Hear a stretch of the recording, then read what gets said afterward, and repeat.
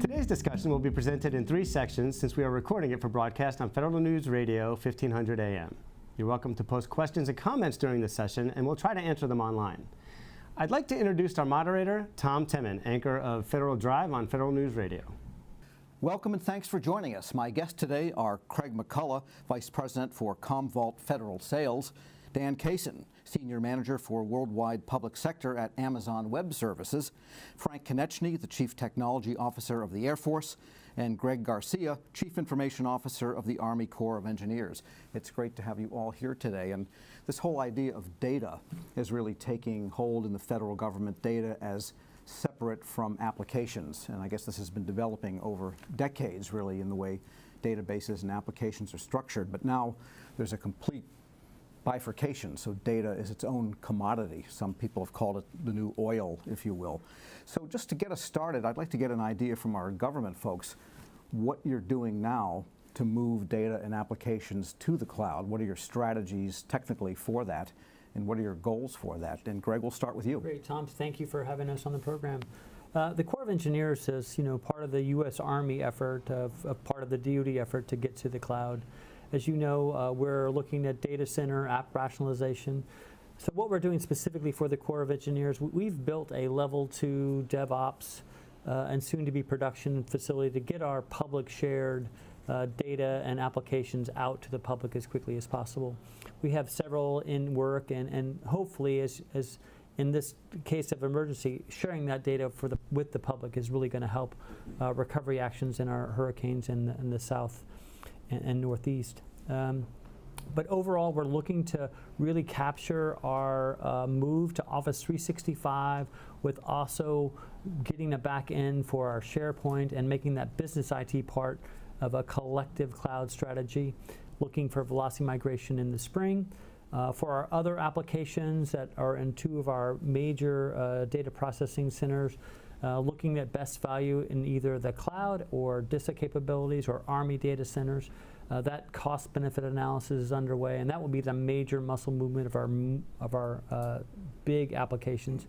But really, we endorse the cloud. The cloud offers great mission resiliency and cost efficiency, so we're trying to hone what the best strategy is for each one of our endeavors. But you're going to have instances of things that are now in your own data centers elsewhere, and you're looking beyond DISA and the Army even into commercial also. Yes, and that's really going to be bore out by our efforts to go to Office 365. Getting email collaboration capabilities, our SharePoint capabilities, our OneDrive access. As you may know, the Corps of Engineers is in over 1,200 locations across neighborhoods, states, and countries, and really not on a lot of physical camps, posts, and stations. So we really have a unique connectivity issue that really drives us to the commercial cloud. Where it's possible, where it makes sense, we'll leverage the services of the Army and DISA, but where we're out in the middle of a country road, it's going to look to local providers and commercial providers to make that connectivity. All right, and Frank, I know the Air Force has been on this kind of journey for a while now also. Yes, for a while.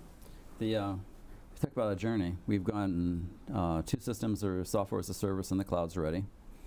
One ERP and Office 365 as a prototype. We have various applications sitting in commercial clouds. We have lots of virtualized applications sitting in base IPNs, which is the data centers at the bases right now. And we're trying to determine how fast we can actually migrate some of these out of that base and put them into commercial or DoD clouds now. So that's our philosophy, is we want to be able to move. We don't want to have a data center per se that's a global data center for the Air Force. Most of our work is basically at the base level, and that's how we fight from the base. So we need it at the base for critical applications, but everything else is going to be commoditized against commercial or DoD OSD or even the Army cloud or the Navy cloud or any one of those other ones that are being established. So you make a distinction between applications and data used by bases, I guess, and that implies squadrons, and depending on the mission, because you have different qualities of mission depending on the squadron. And then you've got Air Force-wide applications, and that's where the cloud is first. They're not critical for the mission, but they're necessary across all the Air Force. Like LeaveWeb, for instance, is a typical application that all the airmen use. And on top of that, we have a data strategy now. We have a CDO, an interim CDO established. And so we were looking at data as how we're going to share data across various places, and we're looking at data as a service capability also in a cloud provider or in our own midst as well, and how we're going to maintain that now. Okay, yeah, that CDO idea really, I think, underscores that the importance that agencies are putting on that commodity of data. Is there an Army?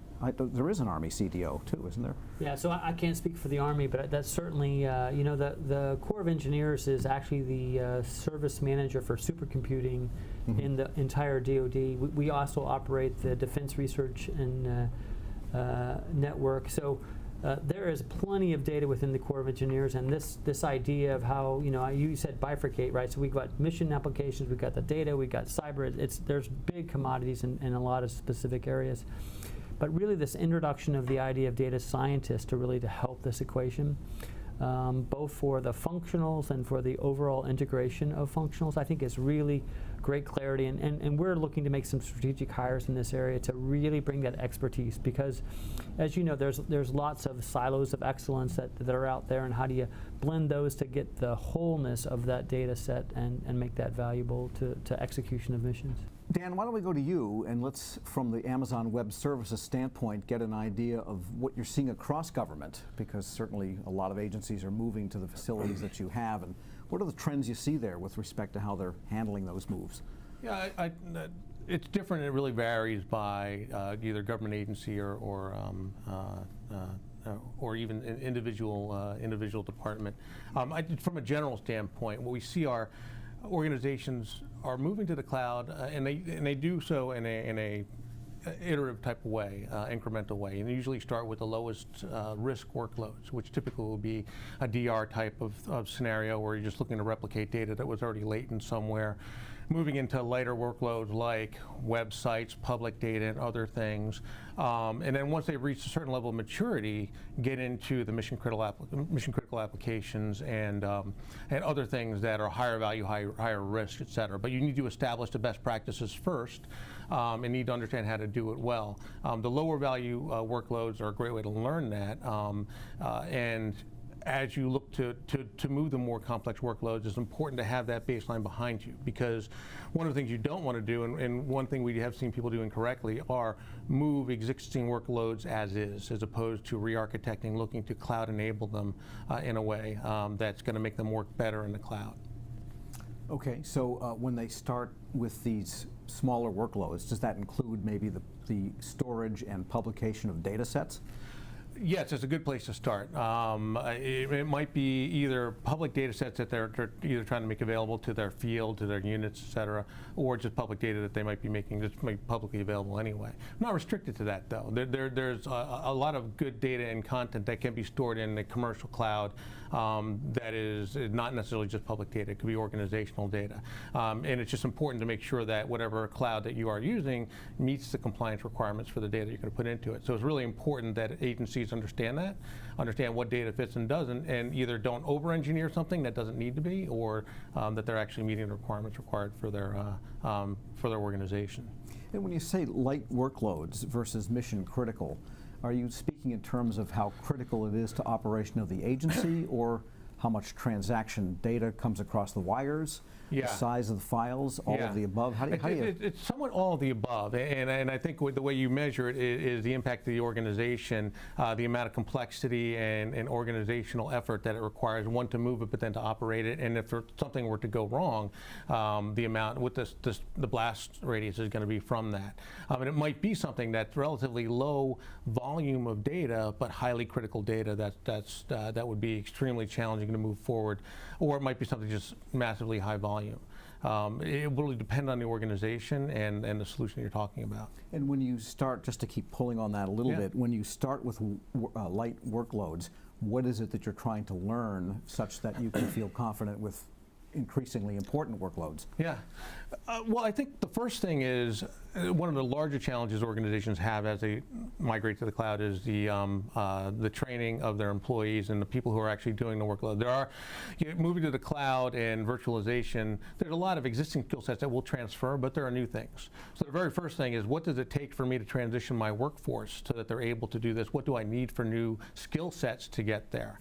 Beyond that are the best practices around how do you appropriately secure something, how do you lock it down, how do you keep it secure, how do you put a data management policy in place so that you can track it in a way that's similar or better to how you were managing it on premises. And that includes effective auditing and monitoring tools, et cetera. Again, a lot of the same tools that you're using in a premises-based environment will transfer, but there are new ones, and frankly, the opportunities to do more and implement even better practices in the cloud are there. And understanding how to take advantage of those so that as you take on more challenging workloads, you'll be able to do so more aggressively. So there's a learning curve, basically, an Yep. education process. Okay. And Craig, from the Commvault standpoint, I mean, your kind of focus is security, and not just pure cybersecurity, but a lot of other things that surround what we think of as classic cybersecurity. So talk about some of those. Yeah, I think so. From a Commvault perspective, when we're working with partners like AWS or we're working with our clients in the DoD, you know, we see it more at a holistic level. You know, we're a data expert company at Commvault, so we help our clients become experts with their data. And part of that is having access to their data in a secure fashion and making that data actionable at the moment it needs to be actionable, right? When it's valuable to that client at that moment in time.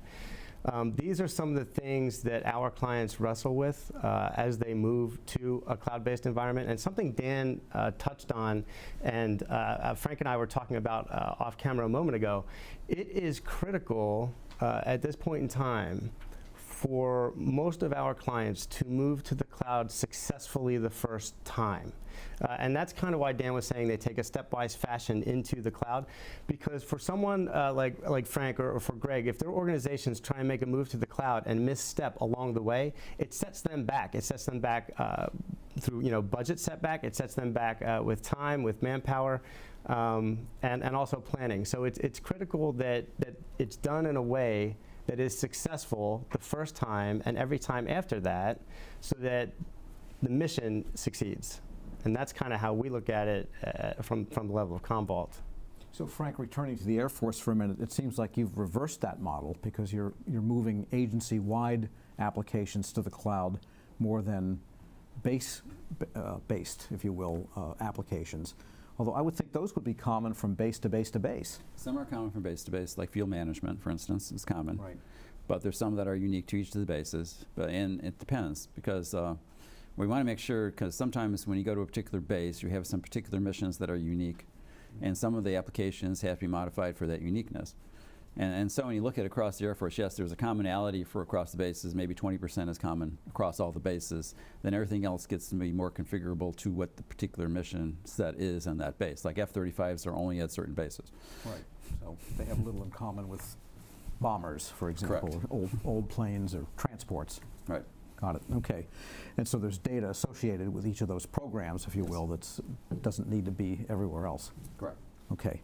And I want to get back to Greg on the Army. You mentioned earlier data that you get out to the public, and that caught my interest, and I wanted to follow up on that because data to the public is not what you think of ordinarily when you think of Army Corps of Engineers. Yeah, well, I think it's actually a big mission what the Army Corps of Engineers does. As you know, with our Civil Works mission, we have responsibility for harbors, dredging, for locks and dams on navigational waters. We have a disaster response responsibility, contingency response. So really that is, the Corps of Engineers is 34,000 people in local neighborhoods and in local cities and all across this great nation. So the Corps of Engineers has a very pervasive mission that deals directly with the public. As you've seen in hurricane response, this is a vital part of what DoD brings forward, but there are unique missions and authorities that the Corps of Engineers has, and they work directly with governors, mayors, and local communities on all these activities. Could be navigation waters, it could be temporary housing, temporary power, temporary roofing, could be debris removal, it could be watering, dewatering, temporary power. So all these things are really localized issues that affect dramatically the individual and the families and the community. So that's a big part of that information sharing responsibility that we have, and that great capability to share inundation mappings, for instance, in Texas or Florida, helps people prepare. and helps people recover. So I think that's an important part of getting that information to our affected audience very quickly and securely. So the model would be, for example, images or graphics of maps, raster images or map images, or it could be just data about where housing might be through websites that the public can access. Yes, Is sir. that the And kind of with the our great mechanism? partners in FEMA and NOAA, combining those capabilities to give a true operational picture for the average citizen. And you feel that the cloud instance of that type of operation, even though it's localized, still serves the Army Corps of Engineers in the best way? I think the cloud has a great capability. We have a lot of our physical sites underwater, right? So if I have all my computing, sharing capabilities at a local installation where these affected disasters occur, I'm not going to be capable. So this ability of cloud resilience is really one of the things that we look for and share that lets that risk be shared on a much more broader basis. Okay, I think we'll take a short break with that comment. This discussion is Government Imperatives for Data Management in the Cloud, sponsored by Commvault and Amazon Web Services, here on Federal News Radio 1500 AM and federalnewsradio.com.